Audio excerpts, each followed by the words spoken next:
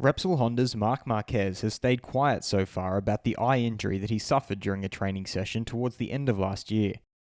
He has now given an update on his injury, including whether he will need a surgery to fix his vision, as quoted by Autosport. I'm your host, Dillon Shelley, and first up on Moto World, Marc Marquez reveals if he will need another surgery.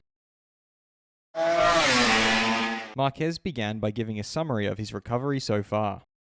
So, it was difficult and was a hard time because you don't know your future, but especially the last month started to be better and better, and 1 week ago I started cycling a bit. Then I start with the mountain bike cycling and the feeling was good. It was better and better, and this week when I had the doctor check he confirmed that feeling and then he allowed me to ride a bike. He then outlined his plans to evaluate his readiness for the 2022 season. I want to try more days on a bike and I want to try in a GP circuit because I want to be 100% sure that when I start the pre-season I will be fixed and I will be ready to do a normal season. He then divulged his doctor's plan of action.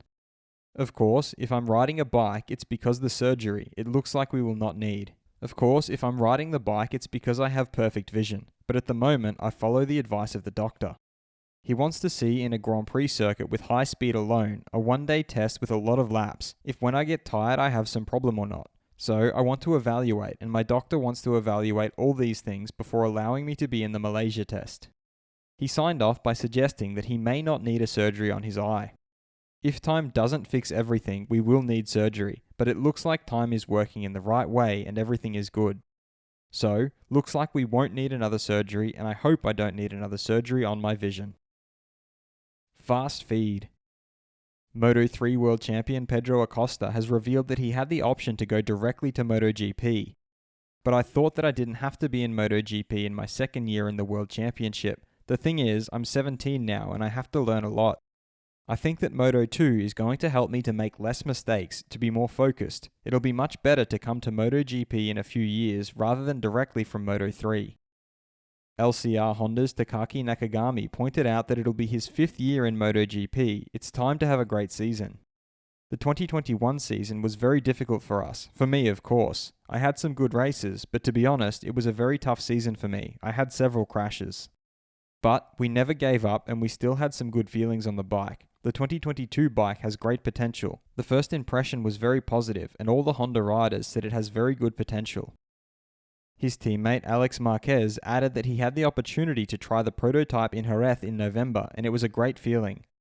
Some parts were really good, especially the ones we struggled with in 2021, which was mostly rear grip. Some of the other parts still need work. We need to try this 2022 bike on more circuits to get a better conclusion, but it looks like the potential is there and it's big. Carmelo Espeleta, CEO of Dorna Sports, feels that everything Valentino Rossi sowed stays here. He has consolidated his team and he will have a great sponsor to support him. Although Valentino's absence is felt, it is a situation that has already been seen in motorcycling history. Retired MotoGP World Champion Valentino Rossi is very happy to announce that next year he will race for the team WRT in the Fanatic GT World Challenge with an Audi R8 LMS. There will be 10 races, 5 sprint and 5 endurance, and I will race in places like Imola, Misano, and at the end of July in the 24 hours of Spa. Will the 2022 Honda bike be able to fight regularly at the top? Head over to my community page to vote in the poll and let me know what you think in the comments. And if you liked this video, feel free to subscribe and check out my others for all the latest in the world of MotoGP.